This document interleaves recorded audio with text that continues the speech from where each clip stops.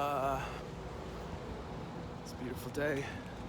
Thought I would get on here and do a quick talk about something that's been on my mind lately, and that is habits. So,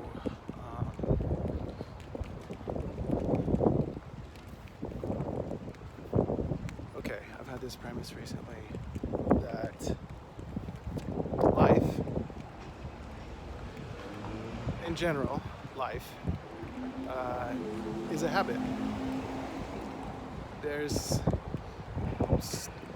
studies and evidence that supports the fact that like 50% of or 50% or more of our life is habitual, our decisions and what we do every day. So,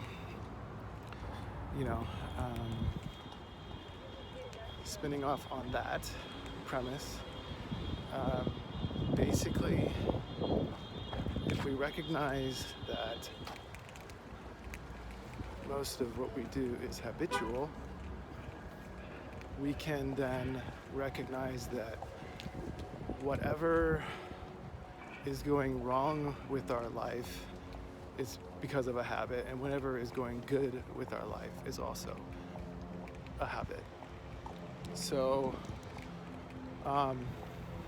knowing that, we can start to change the habits, right?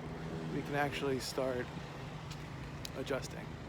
And one of the key aspects of a habit is the frequency that we do the thing, whatever it is. Like if you get up in the morning and you do yoga every day, the frequency of that, how often you do that, is what makes the habit stronger or weaker. So the more times you do it, the more likely you are going to do it. The less times you do it, the less likely you are going to do it in the future. So if you listen to AC/DC every day, well, the more you do that, the more you're likely to continue to do that. If you listen to, opera every day, the more you do it, the more likely you're going to be doing it in the future. So you get the drift. So going further, if you were to look at your level of happiness, if you're not happy, you're basically not doing things that make you happy. You're doing more or spending more time doing the things that make you unhappy. Not just time, but also mental time, where you're thinking about things that are making you unhappy. So the hack, so to speak, to make you happier is to start, and that is the shift, is that one choice that you make to do something different is probably the hardest part of habit change, because just by making that act of doing something different is stepping outside of our routine, stepping outside of our habits, and it's the uncertainty of it that makes us not want to do it. There's some fear involved in change, but it's the idea that when we take that one step, that first step towards a new habit, that sets the ball in motion for doing it again. And because your mind is kind of using endorphins to actually make you want to do something again. So once you get the endorphin hit release of, hey, that felt good, then more likely you're going to do it again. But if you don't give yourself that opportunity to feel that, then it's less likely for you to do it again, because you didn't do it the first time. So the key is it having the courage to actually try something new and do it, and just do it. The second part is, of course, repetition. All habits were formed by repetition. You can't kick a soccer ball one day and say, I'm a soccer player, because you only did it one time. You just kicked the ball. You know, you got to keep doing it, you know, day in and day out for it to become a routine, a thing. It's like any skill, same idea. Like, or you know, playing the piano. You know, you don't just, you're not a pianist by hitting one key. You know, you need to hit the key every day for an hour or more or whatever before you become good enough to say, I'm a pianist. You know, so anyway, so if we want to go a step further to healing or wellness, let's say it is a yoga routine every day. You can start with an affirmation like, I am well, right? Or I am fit, I am flexible, and that kind of digs into your subconscious, the I am word.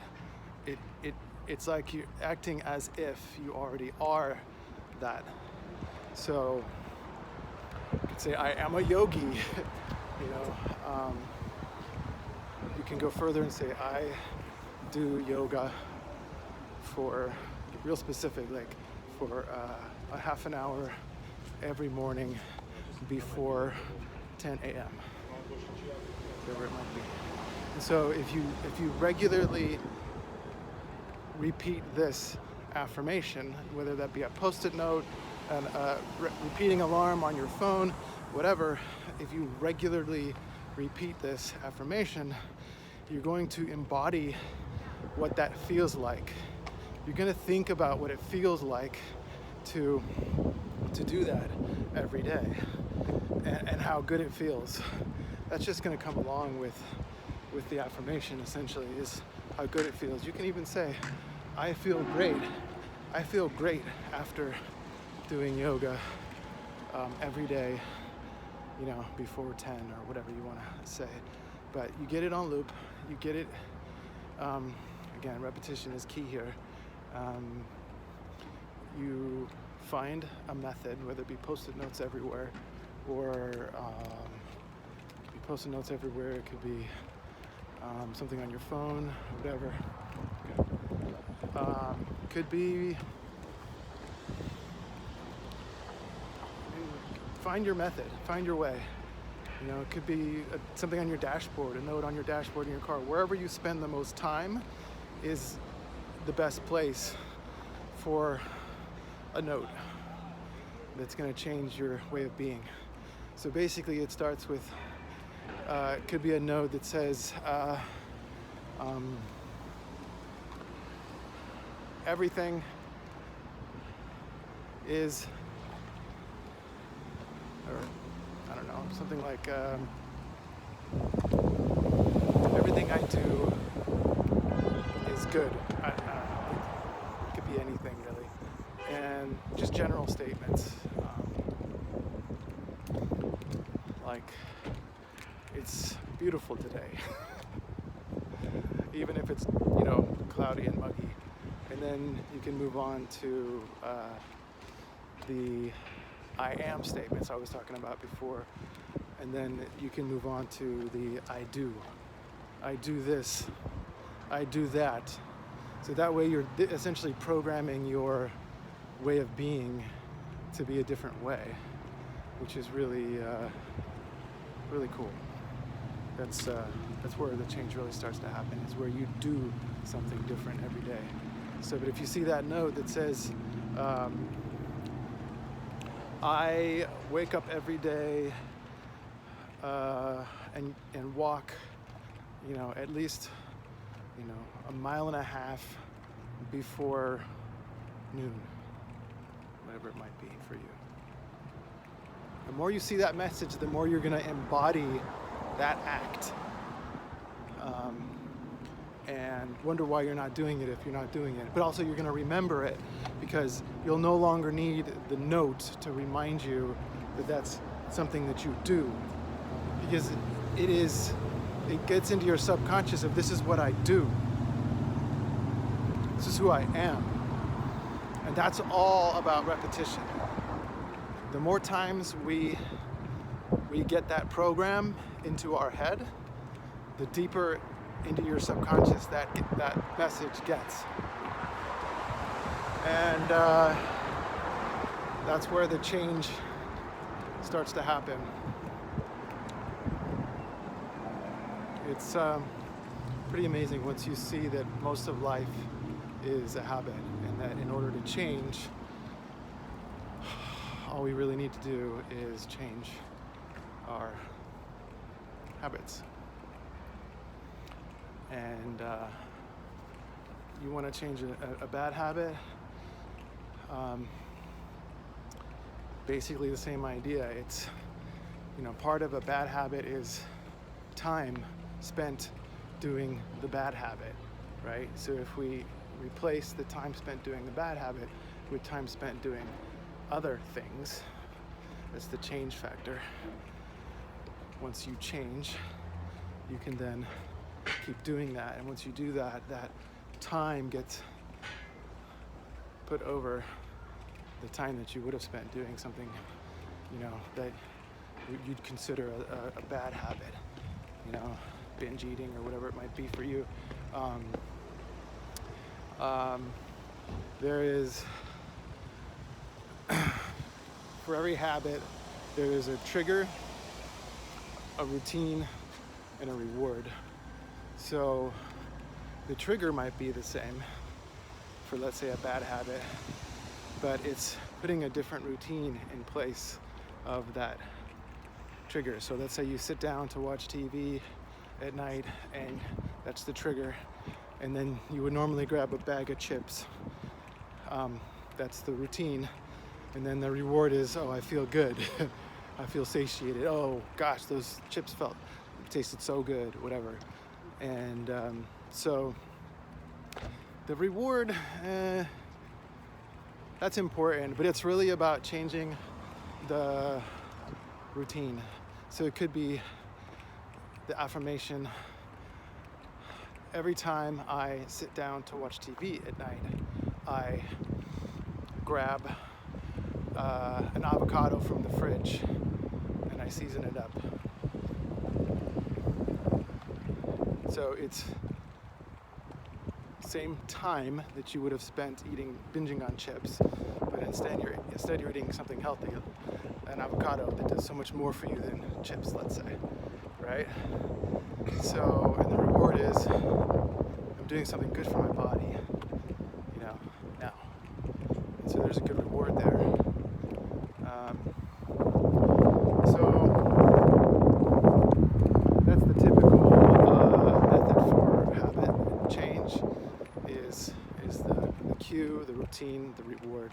But there are some authors, a more recent one from Atomic Habits, great book. He says cue, craving leads to a routine, and then there's a reward. So that's kind of like one step further. So the cue leads to a craving for something, like the salty chips or whatever. You can also salt avocado, by the way, really good thing. Sea salt, great stuff. So so it's similar, craving. The routine is a little different, and then the reward is I feel good because I'm doing something good for my body. Anyway, great stuff. Highly recommend the Atomic Habits book. You'll learn more about what I'm talking about. But it focuses a lot on the idea of repetition. There was another book called The Power of Habits, I believe, by Charles Duhigg. Could be wrong on the author's name. Sounds right. That was the original book about habits, but it didn't, from what I remember, it didn't focus as much about repetition, that side of things. It was just talking about the cue, the reward, or the cue, the routine, and the reward as a way to change. So just that I do that, get this out into the world, and let you know that I'm here for you.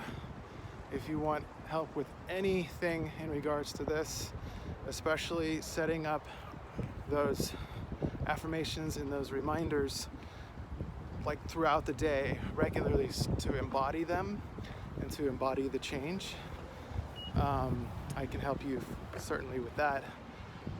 With Android or iPhone, I am able to help you come up with those affirmations and then also configure them on your phone so that they happen throughout your day. The more often, the better. It's powerful. It's kind of, I think of it akin to like that. If anybody saw The Matrix, where he plugs into the cable in the back of his head and he uploads a program to how to fly a helicopter or whatever. I don't know, how to dodge bullets. Same general principle, you just don't need the cable or the attachment. Yeah, that's kind of messy back there. Anyway, hope this finds you guys all well, and until the next one, bye for now. Love you all.